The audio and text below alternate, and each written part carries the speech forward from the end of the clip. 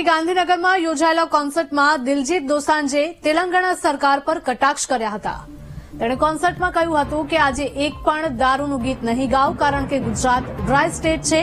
ગુજરાત સરકારે સારું કામ કર્યું હોવાનું પણ કહ્યું. તો દારૂની જાહેરાત કરતા બોલીવુડના કલાકારો પણ નિશાન સાધ્યું હતું. જો કે પોતે દારૂ પીતો પણ નથી અને જાહેરાત પણ ન કરતો હોવાનું કહ્યું હતું. મહત્વનું છે કે તેલંગાણા સરકારે દિલજીત દોસાંજને દારૂના ગીત ગાવા પર નોટિસ ફટકારી છે, જેને લઈને દેશમાં વિવાદ જાગ્યો છે. વિવાદને લઈને દિલજીત દોસાંજે ગુજરાતના ગાંધીનગરમાં યોજાયેલા કોન્સર્ટમાં નિવેદન આપ્યું હતું. एक खुशखबरी है, आज मुझे कोई नोटिस नहीं आया. इससे बड़ी खुशखबरी एक और है, बात यहां पे रुकती नहीं है.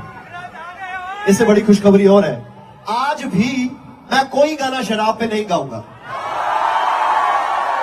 नहीं, अच्छा पूछो क्यों नहीं गाऊंगा? क्योंकि गुजरात ड्राई स्टेट है.